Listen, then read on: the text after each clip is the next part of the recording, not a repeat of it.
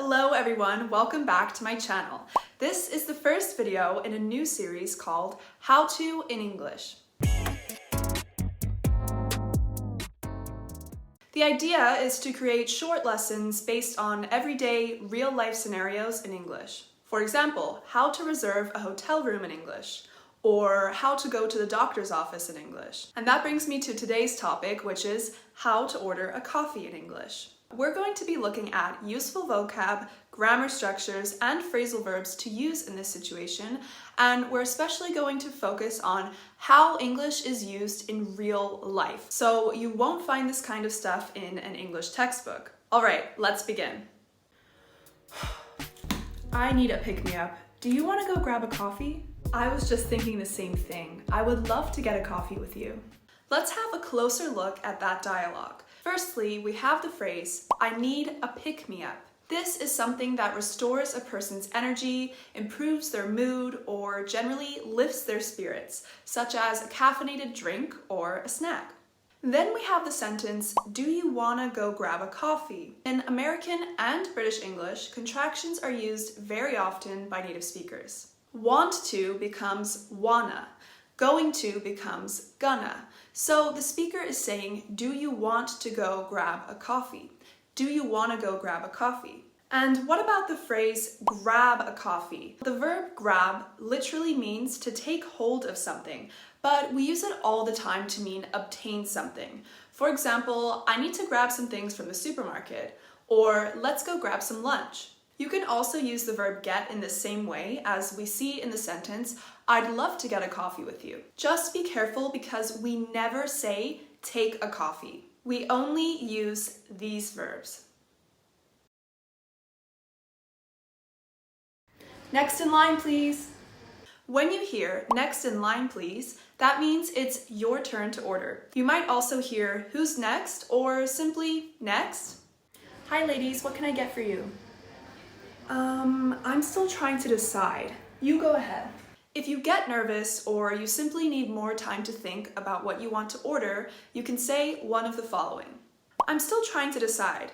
You go ahead, and you can let the person behind you go first. If you need more time to think, you can say, I think I'll get a, or, let me see. Okay, I'll have a, Hi, how are you? I will do a cappuccino. What non-dairy milks do you have? Okay, perfect. We have almond milk, soy milk, or oat milk. I'll have it with almond, thanks. All right, no problem. Almond milk. And what size can I get for you? Oh, I'm not sure. What are the different sizes? You can get small, medium, large, or extra large.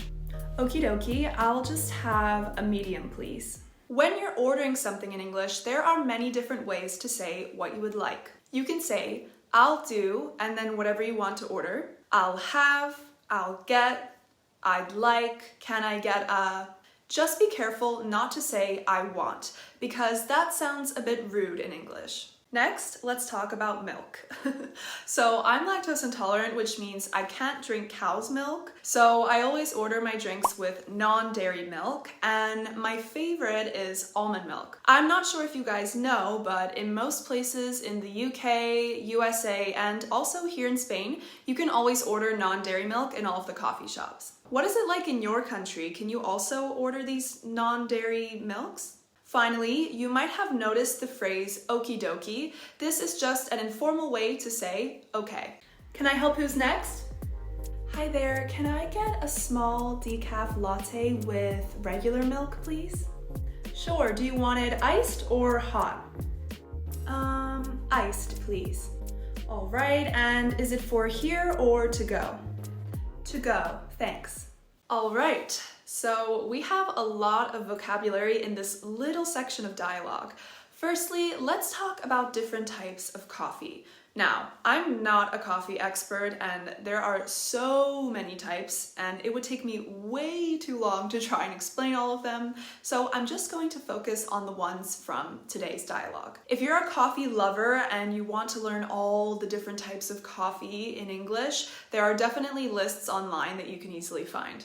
So first we have a latte, which is a very milky type of coffee, and then we have a cappuccino, which I think contains equal measurements of espresso, which is like a concentrated form of coffee, steamed milk, and then foamed milk on top. Next, we hear the word decaf, which means decaffeinated, and that means it does not contain any caffeine. Next, the barista, this is the person who makes and serves the coffee, asks the customer if they would like their latte iced or hot.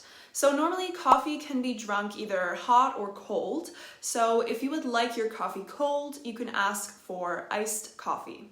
Finally, the barista asks if the coffees are for here or to go. This means, are you going to drink your coffee in the coffee shop? That would be for here. Or are you going to take your coffee and drink it somewhere else? That would be to go. Okay, ladies, that comes to $11.50. Are you paying together or separately? I'll just get this. Aw, thank you. Are you sure? Yes, of course. It's my treat. Cash or card? Card, please. Here you go. Thanks so much. Have a good one. Thanks, you too. Okay, let's look at this final section of the dialogue. So, a common expression that servers in restaurants or cafes will use when telling you the final price of your order is "that comes to," and it simply means the total cost is. Now, when we want to express that we are going to pay for someone else, we can say a few different things. For example, "I'll get this," or "I've got this." We can also say "it's on me," or "it's my treat." Just be careful not to say "I'll invite you" when you want to express that you're going to pay for someone. If you've said this before, don't worry. This is a common mistake as it's a literal translation from many languages, but it's wrong and it sounds strange in English. Normally, we use the verb invite to mean ask someone to come with you somewhere. So, for example, you invite someone to a party or a meal such as lunch or dinner, or an event. And finally, the barista says, "Have a good one." You might be asking, have a good what? Well, one is referring to day in this phrase. So, have a good one means have a good day. Keep in mind that this expression is more commonly used in American English, and during my 8 years of living in the UK, I never ever heard anyone say, "have a good one." Normally they just said, "have a good day." Thank you so much for watching. I hope that after watching this video, you will feel more confident if you need to order a coffee in English. Leave me a comment below telling me what you would like to see in this new series, How To in English. And don't forget to like the video, subscribe to my channel, and also hit the notification bell so you will know as soon as I upload my next video. I feel like drinking a coffee now. Bye!